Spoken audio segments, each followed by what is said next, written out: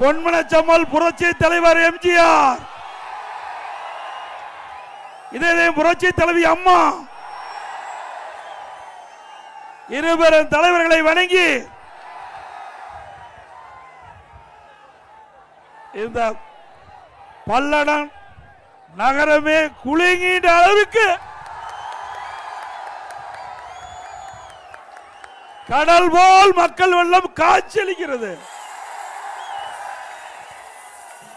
உங்களுடைய ஆரவாரம் மகிழ்ச்சி அடுத்த ஆண்டு நடைபெறுகின்ற சட்டமன்ற பொதுத் தேர்தலில் நம்முடைய கூட்டணி சார்பாக போட்டியிடுகின்ற வேட்பாளர் வெற்றி பெறுவதற்கு இதுவே சாட்சி.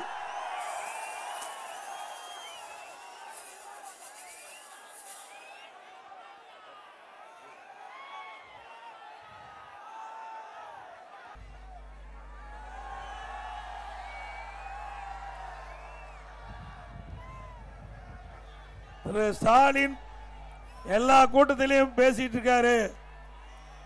அடுத்தது திமுக தான் நாங்க ஆட்சிக்கு வருவோம் சொல்றாரு. திரு ஸ்டாலின் அவர்களே, பல்லடம் நகரத்தில் நடைபெறுகின்ற எழுச்சி பயணத்துடைய கூட்டத்தை பாருங்க. அண்ணா தலைமையிலே, அனைத்து இந்திய அண்ணா திராவிட முன்னேற்ற கழக தலைமையிலே அமைக்கப்பட்ட கூட்டணிக்கு வெற்றி பெறுவதற்கு இங்க இருக்கின்ற மக்கள் சாட்சி என்பதை நேரத்தில் தெரிவித்து, திரு ஸ்டாலின் அவர்களே, நீங்க எத்தனை கூட்டணி அமைச்சாலும் நாங்க மக்களோட கூட்டணி அமைச்சிருக்கிறோம். எங்க கூட்டணி தான் வெற்றி பெறும். மக்கள் தான் வாக்களித்து ஆட்சி அதிகாரத்திலே அமர வைக்கக்கூடியவர்கள், கூட்டணி அல்ல. கூட்டணியா ஆட்சியில் அமைக்கும் போது மக்கள் தானே. மக்கள் நினைத்தால் ஆட்சிக்கு வர முடியும். மக்கள் நினைத்தால் ஆட்சிக்கு வரலாம், மக்கள் நினைத்தால் இருக்கின்ற ஆட்சியை இறக்கலாம். எல்லா வலிமையும் இங்க இருக்கின்ற மக்களிடத்தில் தான் இருக்குது. ஆகவே அனைத்து இந்திய அண்ணா திராவிட முன்னேற்ற கழகத்தை பொறுத்த வரைக்கும் மக்களை நம்பி இருக்கின்றது. திமுக பொறுத்த வரைக்கும் அந்த கட்சியுடைய கூட்டணியை நம்பி இருக்குது. மக்கள் தான் நீதிபதிகள், மக்கள் தான் எஜமானர்கள். தேர்தலை பொறுத்த வரைக்கும் நீங்கள் சரியான தீர்ப்பை வழங்குவீர்கள் என்ற நம்பிக்கை எங்களிடத்தில் இருக்கின்றது. வழங்குவீங்களா?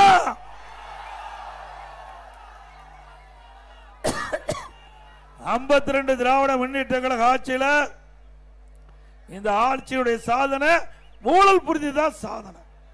வேற எந்த சாதனையும் பார்க்க முடியாது. உண்மைதானே?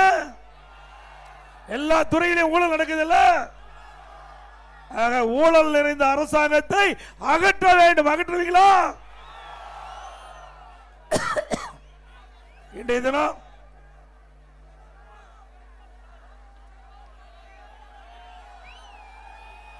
தமிழகத்தில் உங்களுக்கு நல்லா தெரியும், 10 ரூபாய்னு யார் ஞாபகம் வரும்?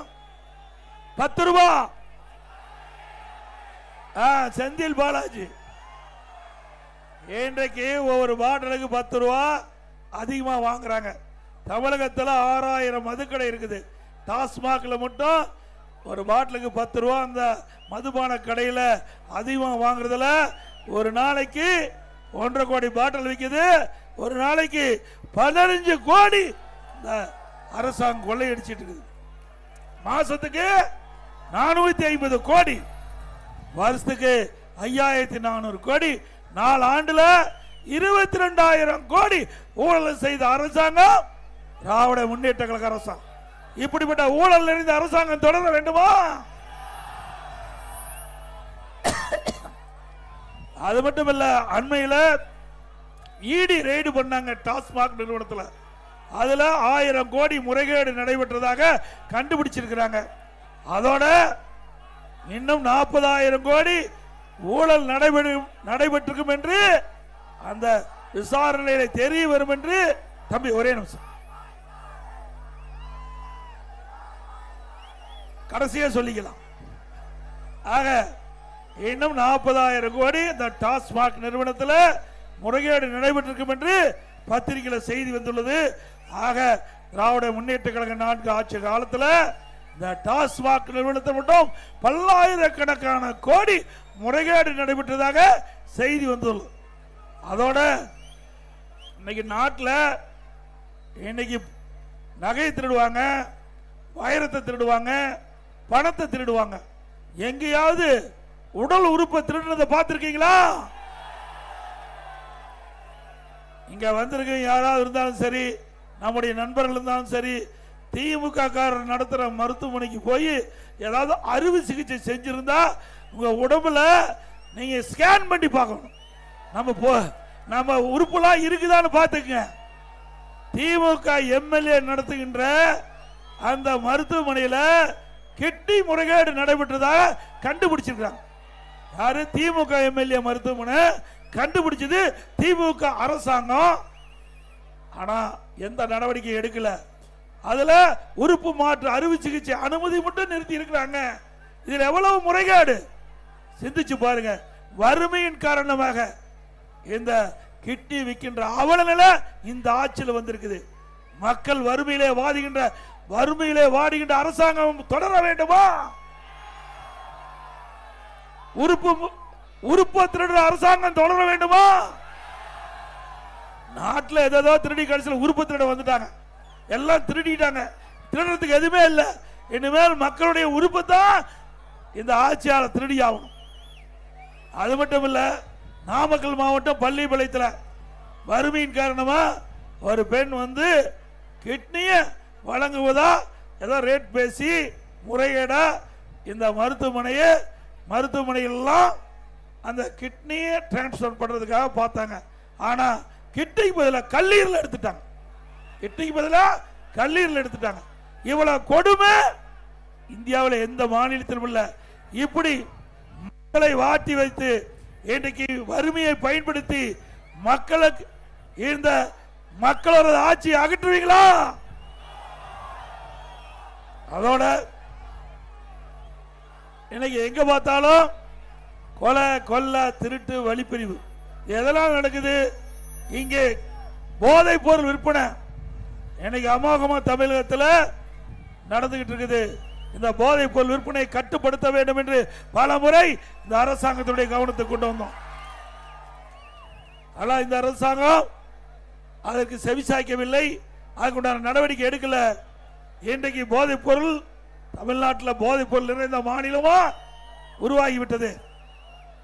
இன்றைக்கு பள்ளியில் படிக்கின்ற மாணவர்கள், கல்லூரியில் படிக்கின்ற மாணவர்கள், இளைஞர்கள், பொதுமக்கள் இந்த கஞ்சா போதைக்கு அடிமையாகி இன்றைக்கு சீரழியக்கூடிய நிலை தமிழகத்தில் ஏற்பட்டிருக்குது. இந்த நிலை தொடரக்கூடாது என்று நாங்கள் சட்டமன்றத்தில் பல முறை முதலமைச்சருடைய கவனத்தை கொண்டு வந்தோம். ஊடகத்தின் வாயிலாக செய்தி வெளியிட்டோம், பத்திரிகையின் வாயிலாக செய்தி வெளியிட்டோம். ஆனால் இந்த அரசு இந்த போதைப் பொருள் தடுக்கின்ற நடவடிக்கை எடுக்கல. ஆனா முதலமைச்சர் என்ன சொல்றாரு? இளைஞர்களே போதையின் பாதையில் செல்லாதீர்கள். எப்போ? நாங்க சொல்லி 3 வருஷம் ஆகி போச்சு. இப்பதான் முதலமைச்சருக்கு நாணவதை வந்து மக்கள் மீது அக்கறை வந்திருக்குது. இப்ப சொல்லி என்ன பிரயோஜனம்? பிரதான எதிர்க்கட்சி இந்த போதைப் பொருள் விற்பனை இந்த அரசாங்கத்துடைய கவனத்தை கொண்டு வந்தோம். அப்பவே நடவடிக்கை எடுத்திருந்தா நம்முடைய மாணவர்கள், இளைஞர்கள், பொதுமக்கள் பாதிக்கப்பட்டிருக்க மாட்டாங்க. இன்றைக்கு போதைக்கு அடிமையாகி இன்றைக்கு சீரழிந்து விட்டாங்க. இனிமேல் அவர்களை திருத்துவது என்பது சாதாரண காரியம் அல்ல. ஒரு போதைக்கு அடிமையாயிட்டா அவரை மீட்டெடுப்பது என்பது சாதாரண விஷயம் அல்ல, எல்லோருக்குமே தெரியும். ஆனால் இந்த அரசாங்கத்தை பொறுத்த வரைக்கும் உரிய நடவடிக்கை எடுக்காத காரணத்தினால தமிழகத்தில் போதைக்கு அடிமையாகி பல குடும்பங்கள் சீரழிந்து விட்டது என்பதை மட்டும் நேரத்தில் தெரிவிக்க விரும்புகிறேன். அது மட்டும் இல்ல, இன்றைக்கு அண்ணா திமுக ஆட்சியில் தான் மிக சிறந்த கல்வி கொடுத்தோம். இந்தியாவிலேயே தமிழகம் கல்வியிலே முதல் மாநிலம். அண்ணா திமுக ஆட்சி 2011 2021 வரை 10 ஆண்டு காலம் ஒரு பொற்கால ஆட்சி நடத்தினோம். அந்த ஆட்சி காலத்தில் அம்மா இருக்கிற போது சரி, அம்மா மறைவுக்கு பிறகு சரி, சிறப்பாக ஆட்சி நடத்தி 67 கலை மற்றும் அறிவியல் கல்லூரி கொடுத்தோம். 67 கலை மற்றும் அறிவியல். ஒரே ஆண்டில் அரசு மருத்துவக் கல்லூரி, மருத்துவமனை கொடுத்தோம். இந்த மாவட்டத்தில் கூட சுமார் 350 கோடி ரூபாயில உங்களுடைய கோரிக்கை ஏற்று அரசு மருத்துவக் கல்லூரி மருத்துவமனை கொண்டாந்து சாதனை படைச்சோம். 26 பாலிடெக்னிக் கல்லூரி, 4 பொறியியல் கல்லூரி, 4 வேளாண்மை கல்லூரி, 5 கால்நடை மருத்துவக் கல்லூரி ஆராய்ச்சி நிலையம். அதுல ஒரு கல்லூரி உங்களுடைய மாவட்டம் உடுமலைப்பேட்டையில் கால்நடை மருத்துவக் கல்லூரி ஆராய்ச்சி நிலையத்தை 250 கோடி 250 கோடி கொடுத்து நான் கொண்டாந்த அரசாங்கம் அதிமுக அரசு. அது மட்டும் இல்ல, அதே பிஎட் கல்லூரி, அதே மாதிரி ஐடி கல்லூரி கொண்டாந்து இன்றைக்கு கிராமத்திலிருந்து நகரம் வரை ஏழை குடும்பத்தில் பிறந்த மாணவ மாணவி, தாழ்த்தப்பட்ட குடும்பத்தில் பிறந்த மாணவ மாணவி குறைந்த கட்டணத்தில் இன்றைக்கு அரசு கல்லூரியில் இன்றைக்கு படித்து பட்டம் பெற்றிருக்கிறாங்க. 2011 அண்ணா திமுக ஆட்சி அம்மா தலைமையில் அமைக்கின்ற பொழுது 132 பேர் உயர்கல்வி படிச்சுட்டு இருந்தாங்க. அம்மா இருக்கின்ற போதே கல்வியை புரட்சி மறுமலர்ச்சி ஏற்படுத்தி அண்ணா திமுக அம்மா மறைவுக்கு பிறகு அம்மாவுடைய அரசு தொடர்ந்து அம்மா பாதையிலே இன்றைக்கு சென்று இன்றைய தினம் அண்ணா திமுக ஆட்சி இருக்கின்ற பொழுது 2019-20 154 பேர் இன்றைக்கு உயர்கல்வி படிக்கிறார். இது அண்ணா திமுக சாதனை. இந்தியாவிலேயே உயர்கல்வி படிப்பதில் முதல் சாதனை அண்ணா திமுக ஆட்சி தான்.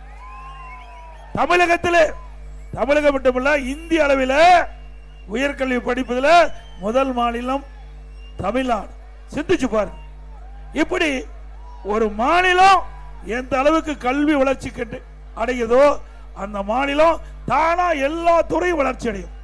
கல்வியில புரட்சி மறுமலர்ச்சி ஏற்படுத்திய விளைவு உயர்கல்வி படிப்புடைய எண்ணிக்கை உயர்ந்து தமிழகம் பல துறையில உயர்ந்து நிற்பதற்கு காரணம் அண்ணா திமுக ஆட்சி. அது மட்டுமல்ல, ஸ்டாலின் எப்பொழுது பார்த்தாலும் பேசுவது அண்ணா திமுக பாரதிய ஜனதா கூட்டணிய இடம் பெற்றுட்டாங்க, கூட்டணி அமைச்சிட்டாங்க, பாரதிய ஜனதா அண்ணா திமுக விழுங்கி விடும் அப்படி எல்லாம் கருத்து சொல்லிட்டு இருக்கார். திரு ஸ்டாலின் அவர்களே, நீங்க 1999ஆம் ஆண்டு இதே பாரதிய ஜனதா கட்சியோட திமுக நாடாளுமன்ற தேர்தலில் இணைஞ்சு போட்டிட்டாங்கல்ல, வெற்றி பெற்று மத்தியிலே மரியாதைக்குரிய மறைந்த வாஜ்பாய் தலைமையிலே ஆட்சி அமைக்கப்பட்டது. அந்த மத்திய அமைச்சரவையில் திமுக எம்பி திரு முரசொலி மாறன் அவர்கள் அமைச்சராக இருந்தாங்க. அது ஒரு நோய்வாய்ப்பட்டு ஒரு வருடம் இலாக்கா இல்லாத மந்திரியா பாரதிய ஜனதா அரசாங்கம் வச்சிருந்தது. அப்பெல்லாம் பாரதிய ஜனதா கட்சி மோசமான கட்சி என்று சொல்லல. 2001 சட்டமன்ற பொது தேர்தல் அப்போ திமுக பாரதிய ஜனதா கூட்டணி வச்சிருந்தது, அப்போ சொல்லல. இப்போ அண்ணா திமுக கூட்டணி வச்ச உடனே இன்றைக்கு பாரதிய ஜனதா மோசமான கட்சி, பாரதிய ஜனதா மதவாத கட்சி இப்படின்னு நீங்க சொல்றீங்களே, நீங்க கூட்டணி வைக்கும் போது தெரியாதா? ஆக அவர்கள் அவதூறு செய்தியை வெளியிட்டு மக்களை ஏமாற்றி உங்களுடைய வாக்குகளை பெறுவதற்கு முயற்சி செஞ்சிட்டு இருக்கிறாங்க. அண்ணா திமுக பொறுத்த வரைக்கும் யாரோட கூட்டணி இருந்தாலும் கொள்கையினுடைய அடிப்படையில் தான் செயல்படும். அண்ணா திமுக கட்சி பொன்மனை புரட்சி தலைவர் எம்ஜிஆர் காலத்திலும் சரி, அம்மா காலத்திலும் சரி, மதத்திற்கும் ஜாதிற்கும் அப்பாற்பட்ட கட்சி அண்ணா திமுக கட்சி. உங்களை போல அடிக்கடி நிறமாறுகின்ற கட்சி அண்ணா திமுக கட்சி அல்ல. உங்களுக்கு ஆட்சி அதிகாரம் வேண்டும் என்றால் யாருடன் வேணாலும் கூட்டணி வைப்பீங்க, அதை பற்றி கவலைப்பட மாட்டீங்க. மற்றவர் கூட்டணி வச்சா அவதூறு பிரச்சாரத்தை பரப்புவீங்க. திரு ஸ்டாலின் அவர்களே, உங்களுடைய உண்மையான முகத்தை தமிழ்நாட்டு மக்கள் பார்த்து விட்டார்கள். இனி மக்களை ஏமாற்ற முடியாது. ஒருவரை ஏமாந்து நீங்கள் ஆட்சிக்கு வந்து விட்டீர்கள். இனி தமிழகத்தில் திராவிட முன்னேற்ற கழகம் ஆட்சிக்கு வருகின்ற நிலை எப்போதும் இல்லை. இந்த தேர்தலோட திராவிட முன்னேற்ற கழகத்திற்கு முடிவு கட்டுகின்ற தேர்தல் 2026 சட்டமன்ற பொது தேர்தல். முடிவு கட்டுவீங்களா? இந்த ஆட்சியில் என்ன மக்கள் நன்மை பெற்றிருக்கிறாங்க? அண்ணன் விட்டுருக்காங்களா? இந்த பல்லடம் சட்டமன்ற தொகுதியில் ஏதாவது ஒரு பெரிய புதிய திட்டம் வந்திருக்குதா? இல்ல இந்த மாவட்டத்துக்கு தான் வந்திருக்குதா? கால்நடை மருத்துவமனை கொண்டாந்தோம், நிறைய பாலத்தை கட்டி கொடுத்தோம், அற்புதமான சாலைகள் அமைத்து கொடுத்தோம். நாங்க கொண்டாந்த பல திட்டத்தை நிறுத்தி அரசாங்கம் தானே இந்த விடியா திமுக அரசு. இங்க கூட கோழி பண்ண அதிகமா இருக்குது, அதுக்கு ஆராய்ச்சி நிலையம் கட்டணும் 32 கோடியில, அதை முழுமையா செயல்படுத்தல. அதுக்கு தனி பணியாளர் நியமிக்கல இந்த ஆட்சியில. அது மட்டும் இல்ல, இந்த பகுதி மக்கள் நீண்ட காலமாக கோரிக்கை வச்சிட்டு இருக்காங்க. இந்த பகுதி மக்களுக்கு தடை இல்லாம குடிநீர் வழங்க வேண்டும் என்று கேட்டுக்கொண்டிருக்கிறீங்க. அண்ணா திமுக ஆட்சி வந்தவுடன் கூட்டு குடி திட்டத்தின் மூலமாக இந்த மக்களுக்கு தடை இல்லாம கூறு வழங்கப்படும். பழைய குடிநீர் திட்டத்தில் முழுமையா குடிநீர் வசதி பெற முடியவில்லை. அதனால எங்களுக்கு புதிய குடிநீர் திட்டம் வேண்டும் என்று கோரிக்கை வச்சிருக்கிறீங்க. அந்த கோரிக்கை அண்ணா திமுக ஆட்சியுடன் நிறைவேற்றி தரப்படும். அதோட அண்ணா திமுக ஆட்சியில் கொண்டு வரப்பட்ட திட்டம் தாலிக்கு தங்கம் திட்டம், திருமண உதவி திட்டம் திமுக ஆட்சியில் நிறுத்திட்டாங்க. 12 லட்சம் பேருக்கு இந்த திட்டத்தின் மூலமாக அண்ணா திமுக ஆட்சி உதவி செஞ்சிருக்குது. 12 லட்சம் குடும்பத்தை வாழ வைத்த அரசாங்கம் அண்ணா திமுக அரசாங்கம். ஸ்டாலின் அவர்களே, மீண்டும் அண்ணா திமுக ஆட்சி அமைந்தவுடன் தாலிக்கு தங்கம் திட்டம், திருமண உதவி திட்டம் தொடரும். அது மட்டும் இல்ல, இந்த திட்டத்தில் மணப்பெண்ணுக்கு பட்டு சேலை கொடுக்கப்படும், மணமகனுக்கு பட்டு வேஷ்டி கொடுக்கப்படும். அதோட இன்றைக்கு ஏழை மக்கள் நிறைந்த பகுதி, கிராமத்திலிருந்து நகர வரை அந்த மக்களுக்கு அந்த பகுதியிலேயே சிகிச்சை கொடுக்க வேண்டும். அதற்காக 2000 அம்மா மினி கிளினிக் தமிழ்நாட்டில் திறந்தோம். வேண்டுமென்றே திட்டமிட்டு திராவிட முன்னேற்ற கழக அரசு இந்த திட்டம் சிறப்பாக மக்களிடத்தில் வரவேற்பு பெற்றது. அந்த பகுதி மக்களுக்கு ஏதாவது நோய்வாய்ப்பட்டா உடனே சிகிச்சை அளித்தாங்க. இந்த திட்டம் தொடர்ந்தா அண்ணா திமுக நல்ல பேர் வந்துட்டு ஸ்டாலின் மாடல் அரசு இன்றைய முதலமைச்சர் அந்த அம்மா மினி கிளினிக் திட்டத்தை ரத்து பண்ணிருக்காங்க. இந்த தொகுதியில் மட்டும் 9 அம்மா மினி கிளினிக் கொடுத்துருக்கோம். இந்த பல்லடம் தொகுதியில் 9 அம்மா மினி கிளினிக் கொடுத்துருக்கோம். மீண்டும் அண்ணா திமுக ஆட்சி உங்களுடைய ஆதரவோடு அமைந்த பிறகு இந்த 2000 அம்மா மினி கிளினிக்ல 4000 அம்மா மினி கிளினிக் தொடங்கும். பொன்மன ஜம்பல் புரட்சி தலைவர் எம்ஜிஆர் இந்த கட்சியை தொடங்கும் போது ஏழைகளுக்காக தொடங்கப்பட்ட கட்சி, மக்களுக்காக தொடங்கப்பட்ட கட்சி. அம்மா அவர்கள் கட்டி காத்தாங்க. இன்னைக்கு அனைத்து தர மக்களுக்கும் அனைத்து வசதிகளும் அடிப்படை தேவை முழுவதும் நிறைவேற்ற வேண்டும் என்ற ஒரே நோக்கத்தோடு தான் நம்முடைய 2 தலைவர்கள் பாடுபட்டாங்க. நம்முடைய தலைவர்களுக்கு குடும்பம் இல்ல, வாரிசு இல்ல, இங்க இருக்கின்ற மக்கள் தான் வாரிசாக பார்த்தார். திமுக அப்படியே இருக்குது. திரு கருணாநிதி குடும்பத்தில் வாரிசு அரசியல் நடைபெற்று இல்லையா? வாரிசு அடிச்சதானே அப்படிதான் நடக்குது. இன்னைக்கு திரு கருணாநிதி அவர்கள் இருந்தாங்க, முதலமைச்சர் இருந்தாரு, திமுக தலைவர் இருந்தாரு. அதுக்கு பிறகு திரு ஸ்டாலின் திமுக தலைவரானாரு, இப்போ முதலமைச்சர் ஆயிருக்காரு. இப்போ உதயநிதி கொண்டு வரதுக்கு பாக்குறாரு. பிறகு இன்ப நிதி கொண்டு வராங்களாம். ஒரு அமைச்சர் சொல்றார் பேட்டியில, இன்ப நிதி வந்தாலும் நாங்கள் ஏற்றுக்கொள்வோம் என்று. ஏன் அப்படி சொன்னா தான் பதவி தாங்க, இல்லைன்னா பதவி எடுத்துருவாங்க. இப்படி அடிமை அமைச்சர் இருக்கின்ற வரை இந்த நாட்டு மக்களுக்கு நன்மை கிடைக்காது. குடும்பத்துக்கு திமுக திரு கருணாநிதி குடும்பத்துக்கு அவள் சேவை செஞ்சிட்டு இருக்காங்க, மக்களுக்கு சேவை செய்யல. ஆகவேதான் இப்படிப்பட்ட கருத்தை எல்லாம் அந்த அமைச்சர் பெருமக்கள் சொல்லிட்டு இருக்கிறாங்க. சிந்திச்சு பாருங்க, திரு உதயநிதி ஸ்டாலினுக்கு என்ன தகுதி இருக்குதா? ஒரே தகுதி, திரு கருணாநிதியுடைய பேரன், திரு ஸ்டாலினுடைய பையன். வேற என்னங்க இருக்குது? எந்த தகுதியும் இல்ல. எப்பொழுது பார்த்தாலும் ஸ்டாலின் பேசுறான், நாங்க எமர்ஜென்சி சந்திச்சோம், மிசா சட்டத்தில் ஜெயிலுக்கு போனோம் அப்படின்னு சொல்றார். கட்சிக்கு உழைச்சவங்களா ரோட்டு ஓரத்தில் நிற்கிறாங்க, கடைக்கோட்டில இருக்கிறாங்க. எந்த கட்சிக்கு எந்த உழைப்பும் இல்லாம திரு கருணாநிதி குடும்பத்தில் பிறந்தவர் தான் கட்சிக்கும் ஆட்சிக்கும் அதிகாரத்துக்கு வர முடியும். உண்மைதானே? வேற எவராவது வர முடியுமா? அந்த திராவிட முன்னேற்ற கழகத்தில் எமர்ஜென்சிக்கு போனவங்க இருக்கிறாங்க, அதே மாதிரி மிஸ்ஸாவில் போனவங்க இருக்கிறாங்க. இப்படி சோதனையான காலகட்டத்தில் கூட திமுகவை காப்பாற்றிய முன்னணி தலைவர்கள் எல்லாம் ஓரங்கட்டப்பட்டு விட்டாதாங்க. அந்த முன்னணி தலைவர்களை விட்டுவிட்டு வயதிலும் மூத்தவர்கள், அனுபவத்திலே மூத்தவர்கள், திமுக உழைத்தவர்களும் மூத்தவர்கள். அப்படிப்பட்டவர்களை எல்லாம் ஓரங்கட்டி விட்டு திரு கருணாநிதி குடும்பத்தில் பிறந்த உதயநிதி அவர்களை இன்றைக்கு துணை முதலமைச்சர் ஆக்கியிருக்கிறீங்க. நீங்களா நாட்டு மக்கள் நன்மை செய்யறீங்க. எப்பொழுது வீட்டு மக்களை பற்றி சிந்திக்கின்ற குடும்பம் திரு கருணாநிதி அவருடைய குடும்பம். அது மட்டுமல்ல, இங்கதான் இப்படின்னா அங்க மக்களவையில் எம்பி குழு, அதுல கனிமொழி அவர்கள் தான் நாடாளுமன்ற குழு தலைவர். திமுக குழு, திமுக கருணாநிதி குடும்பத்தை தவிர்த்து வேற எவரும் கட்சியிலும் வர முடியாது, அதிகாரத்திலும் வர முடியாது. சிந்திச்சு பாருங்க.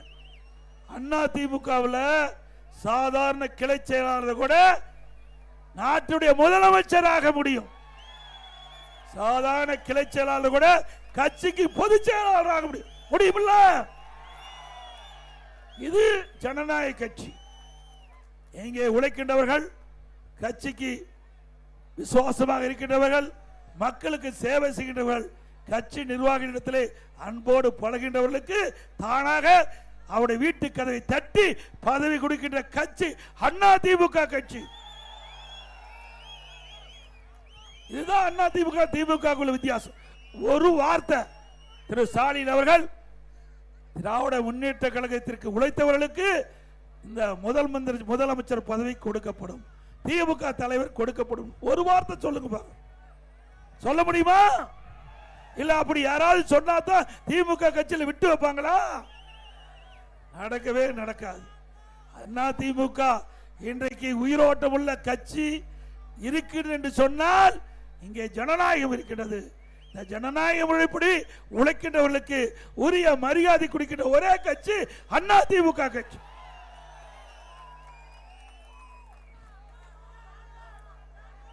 அதோட எனக்கு அரசு பள்ளியை படித்த மாணவர்கள், அவர்களுக்கு அம்மா இருக்கின்ற பொழுது திறமையான மாடலை உருவாக்குவதற்கு லேப்டாப் கொடுத்தாங்க. அதையும் நிறுத்திட்டாங்க. மீண்டும் அண்ணா திமுக ஆட்சி பிறகு நம்முடைய மாணவ செல்வங்களுக்கு லேப்டாப் கொடுக்கப்படும். அரசு பள்ளியை படிக்கின்ற மாணவர்கள், அந்த மாணவர்கள் இன்றைக்கு மருத்துவராக வேண்டும். அரசு பள்ளி படிக்கின்ற பெரும்பாலான மாணவர்கள் ஏழை தொழிலாளி, ஏழை விவசாயி, இப்படி நடத்துகிற குடும்பத்தை சேர்ந்தவர்கள் தான் அரசு பள்ளியை படிக்கின்றார்கள். அந்த மாணவருடைய கனவு நனவாக என்பதற்காக 7.5% உள்ளிடஒதுக்கீடை கொண்டு வந்து அண்ணா திமுக ஆட்சியில் சட்டம் இயற்றப்பட்டு அமல்படுத்தப்பட்டு இன்றைய தினம் 2818 பேர் இந்த திட்டத்தின் மூலமாக மருத்துவக் கல்வி கிடைச்சிருக்குது. இன்றைக்கு காலையில் ஆலோசனை கூட்டம் திருப்பூர் மாநகரத்தில் நடந்தது. 9 மாணவர்கள் இந்த 7.5% இடஒதுக்கீட்டில் தேர்வாகி என்னிடத்தில் வந்து ஆட்சி வாங்கிட்டு போனாங்க. ஏழைகளை காக்கின்ற அரசு என்பதற்கு இதுவே உதாரணம். அதோட நெசவாளர்களுக்கு அண்ணா திமுக ஆட்சி பொழுது நிறைய திட்டங்களை கொண்டாந்தோம். பசு வீடுகளை கட்டி கொடுத்தோம். மீண்டும் அண்ணா திமுக ஆட்சி வந்தவர்களுக்கு இந்த ஏழை கைத்தறி நெசவாளருக்கு அற்புதமான காங்கிரீட் வீடு கட்டி கொடுக்கப்படும். அதே போல விலையெல்லாம் மின்சாரம் கைத்தறி நெசவாளர் கொடுக்கிறோம், விசைத்தறி நிலவரம் கொடுத்துறோம். அதேபோல கைத்தறி பிரிவு தொழில்நுட்ப மேம்பாடு, வடிவமைப்பு மேம்பாடு, ரகமாற்றம், வணிக சின்னத்தை பிரபலப்படுத்தல், சந்தை வரியாக கைப்பிடிப்பதெல்லாம் 120 கோடி மானியம் கொடுத்து இதையெல்லாம் செயல்படுத்திய அரசாங்கம் அதிமுக அரசாங்கம். அதுவரை அதிமுக ஆட்சி இருக்கின்ற பொழுது கைத்தறி துணி அதிகமாக நெய்யப்பட்டு அங்கே தேக்க நிலை அடைகின்ற பொழுது என்னை சந்தித்து கோரிக்கை வைத்தார்கள். இந்த கைத்தறி துணி அனைத்தும் விற்க வேண்டும் என்றால் மானியம் வேண்டும் என்று கேட்டார்கள். 350 கோடி அதிமுக அரசாங்கம் இந்த கைத்தறி துணி, தேங்கிய துணி விற்பனையாவதற்கு மானியம் கொடுத்த அரசாங்கம் அதிமுக அரசாங்கம். அதே போல ஜவுளி மற்றும் கைத்தறி விற்பனை பெருக்க புதிய ஒருங்கிணைந்த கொள்கை 2019ஆம் ஆண்டு வெளிப்படுத்தணும்.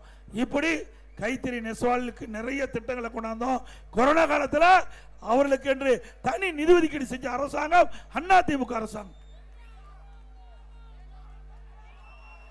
திராவிட முன்னேற்ற கழக ஆட்சியில் கடுமையான மின்கட்டண உயர்வு.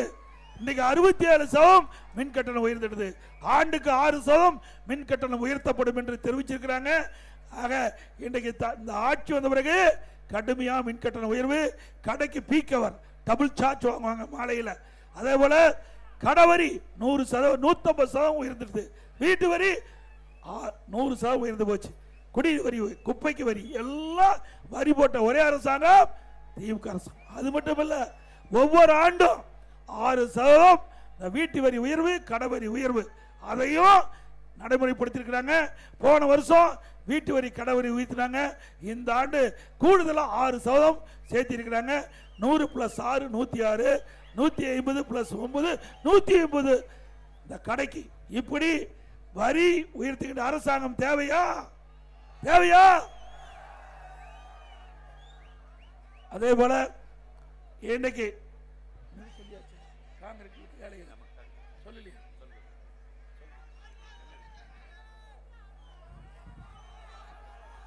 விவசாய தொழிலாளி, ஏழைகள், தாழ்த்தப்பட்ட மக்கள் இங்கே பெரும்பாலும் வசித்துக் கொண்டிருக்கிறாங்க. அப்படி இந்த 2 தரப்பு மக்களுக்கும் அண்ணா திமுக ஆட்சியில் கூரை குடிசை வீட்டில் இருந்தால் காங்கிரீட் வீடா மாற்றி கொடுக்கப்படும். வீட்டு மனையே இல்லைன்னா அரசாங்கமே வீட்டு மனை வாங்கி பல லட்சம் மதிப்புள்ள காங்கிரீட் வீடு இந்த ஏழைகளுக்கு கட்டி கொடுக்கப்படும், தாழ்த்தப்பட்ட மக்கள் கட்டி கொடுக்கும்.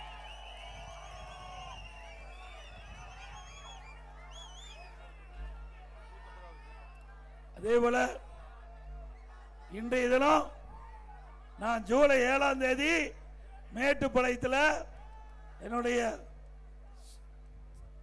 எழுச்சி பயணத்தை தொடங்கினேன்.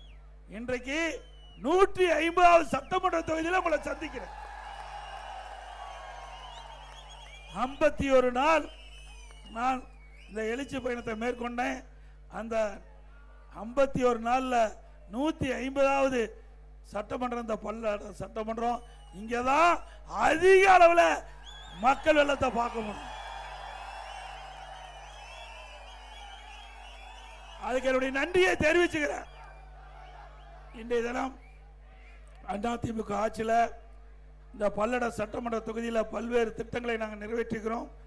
ஏன்னா இன்றைய முதலமைச்சர் வேண்டும் என்று திட்டமிட்ட அதிமுக ஆட்சியில் தமிழ்நாட்டு மக்களுக்கு எந்த திட்டத்தை நிறைவேற்றவில்லை என்ற ஒரு தவறான செய்தியை தினந்தோறும் பரப்பிக் கொண்டிருக்கின்றார். அதிமுக ஆட்சியில் திருப்பூர் மாநகராட்சிக்கு உட்பட்ட பல்லடம் தொகுதி 10 வார்டில் சேர்த்து திருப்பூர் மாநகராட்சியில் அந்த குடிநீர் திட்டம், 4வது குடிநீர் திட்டம் 1000 கோடியில் நிறைவேற்றி கொடுத்திருக்கிறோம். பல்லட சட்டமன்றத்துக்கு உட்பட்ட 6 ஊராட்சிகள் உள்ளடங்கிய 155 குக்கிராமங்களுக்கு 100 கோடி மதிப்பீட்டில் அன்னூர் அவனாசி கூட்டு குடிநீர் திட்டத்தின் கீழ் அந்த குடிநீர் வழங்கப்படுகிறது. நெடுஞ்சாலைத்துறையின் மூலமா 2014 2021 வரை 100 கோடி மதிப்பீட்டில் பல சாலைகள் இன்றைக்கு மேம்பாடு செய்யப்பட்டது. 100 கோடி மதிப்பீட்டில் மண் சாலைகள், தார் சாலைகளை அமைச்சு கொடுத்திருக்கிறோம். இந்த பகுதியில் இருக்கின்ற ஏழை எளிய தாழ்த்தப்பட்ட குடும்பத்தில் பிறந்த மாணவி பட்டப்படிப்பு குறைந்த கட்டணத்தில் பட்டப்படிப்பு படிப்பதற்காக அரசு கலை மற்றும் அறிவியல் கல்லூரி கொடுத்திருக்கிறோம். கட்டணம் 9 கோடியில் கட்டி கொடுத்திருக்கிறோம். பல்லட நகரத்தில் ஒருங்கிணைந்த நீதிமன்ற வளாகம், நீதிபதி குடியிருப்பு கட்டம் 5.25 கோடியில் கட்டி முடிச்சிருக்கிறோம். பல்லடத்தை தலைமையாக கொண்டு மின்சார வாரியம் கண்காணிப்பு பொறியாளர் எஸ்சி அலுவலகம் கட்டி கொடுத்திருக்கிறோம். பல்லடத்தை தலைமையிடமாக கொண்டு புதிய கல்வி மாவட்டம் துவங்கப்பட்டது. மின்சார வாரியத்தின் மூலமாக பணம்பாளையத்தில் 110 kV திறன் கொண்ட புதிய மின் நிலையம் அமைக்கப்பட்டது. பல்லடம் கால்நடை மருந்தகத்தை கால்நடை அரசு மருத்துவமனையாக தரம் உயர்த்தப்பட்டது. பல்லடம் சட்டமன்ற தொகுதியில் 4 கிராமில் புதிய கால்நடை கிளை நிலையம் அமைக்கப்பட்டது. இடுவாய் கிராமத்தில் செயல்படுத்த வந்த கால்நடை கிளை நிலையம் கால்நடை மருந்தமாக தரம் உயர்த்தப்பட்டது. பல்லட சட்டமன்றத்துக்கு உட்பட்ட உப்பளிபாளையம் அருள்புரத்தில் புதிய ஆரம்ப சாலையம் அமைக்கப்பட்டது. பல்லடம் சட்டமன்றத்துக்கு உட்பட்ட குப்பாண்டாபாளையம், ஆண்டிபாளையம், பலவஞ்சிபாளையம், கோவில்வெளி ஆகிய இடங்களில் நகர்ப்புற ஆரம்ப சுகாதார துவங்கப்பட்டு மக்கள் பயன்பாட்டுக்கு வந்தோம். மங்களம் அக்ராகரம்புதூர் நொய்யலாற்றின் குறுக்கே ரூபாய் 4 கோடி முதல் பாலம் கட்டப்பட்டது. பல்லடம் பூமலூர் செல்லும் சாலையில் மாணிக்காபுரம் குட்டை அருகே ரூபாய் 4 கோடியில் உயர்மட்ட பாலம். திருப்பூர் நொய்யல் ஆற்றிலிருந்து முதலிபாளையம் ஊராட்சி மாணிக்காபுரம் குளம் வரை ரூபாய் 9 கோடி மதிப்பீட்டில் குறிமண திட்டங்கள் கால்வாரி சீரமைக்கப்பட்டது. இங்கே கோரிக்கை ஏற்கனவே நீங்கள் சொல்லிட்டீங்க, கோரிக்கை வச்சிருக்கிறாங்க. பல்லட நகர போக்குவரத்து நெரிசல், இங்க பல்லட நகரத்தில் போக்குவரத்து நெரிசல் அதிகமாக இருக்குது. அதுக்கு உயர்மட்ட பாலம் கட்டி கொடுக்கப்படும்.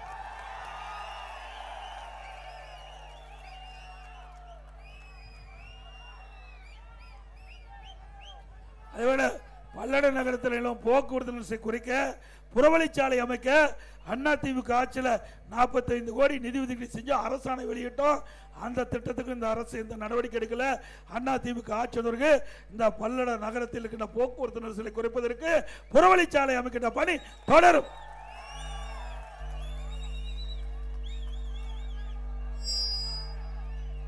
இந்த எழுச்சி பயண நிகழ்ச்சிக்கு சிறப்பாக ஏற்பாடு செய்வதற்கு உறுதுணையாக விளங்கிய மரியாதைக்குரிய திரு எஸ் சிவசலம் அவர்களே, திரு பி வெங்கடாஜலபதிகளே, திரு வி ஹரிகோபால் அவர்களே, திரு ஏ எம் ராமமூர்த்தி அவர்களே, திரு யு எஸ் பழனிசாமி அவர்களே, திரு எல் சிவபிரகாஷ் அவர்களே, திரு பன்னையார் வி பழனிசாமி அவர்களே, திரு தே சுரேந்திரன் அவர்களே, திரு எம் அஸ்கர் அலி அவர்களே, திரு புத்திரச்சல் பி பாபு அவர்களே, திரு என் மோகன்ராஜ் அவர்களே, திரு எம் சித்ரா தேவி, திருமதி எம் சித்ரா தேவர்களே, திரு எஸ்பிஎல் பரணிக்குமார் அவர்களே, திரு கே என் சுப்பிரமணியம் அவர்களே, திரு ஹச் சிராஜுதீன் அவர்களே, திரு சிடிசி மு பழனியப்பன் அவர்களே, திரு வி எம் கோகுல் அவர்களே, திரு தண்ணீர் பந்தல் பி நடராஜன் அவர்களே, திருமதி ஜெயந்த் லோகநாதன் அவர்களே, நம்முடைய கூட்டணி கட்சியை சேர்ந்த பாமக மாவட்ட தலைவர் திரு சீனிவாசன் அவர்களே, தமாக மாவட்ட தலைவர் திரு ஒய் கே சண்முகம் அவர்களே, ஐஜேகே கட்சி நிர்வாகிகளே, தென்னிந்திய பார்வையாளர் கட்சி சேர்ந்த நிர்வாகிகளே மற்றும் கூட்டணியில் அங்க வைக்கின்ற கட்சியினுடைய நிர்வாகிகளே, தொண்டர்களே, கழக உடன்பிறப்புகளே, பெரியவர்களே, தாய்மார்களே, இந்த எழுச்சி பயண கூட்டத்திலே கலந்து கொண்ட அத்தனை நல்லவர்களுக்கும் நன்றி. அடுத்த ஆண்டு நடைபெற்ற சட்டமன்ற பொதுத் தேர்தலில் அனைத்து இந்திய அண்ணா திராவிட முன்னேற்ற கழக வேட்பாளர் நிறுத்தப்பட்டால் அவருக்கு இரட்டை சின்னத்திலே வாக்களித்து வெற்றி பெற செய்யும். மக்களை காப்போம், தமிழகத்தை மீட்போம், மக்களை தமிழகத்தை மக்களை தமிழகத்தை மக்களை தமிழகத்தை பை பை ஸ்டாலின். நன்றி, வணக்கம்.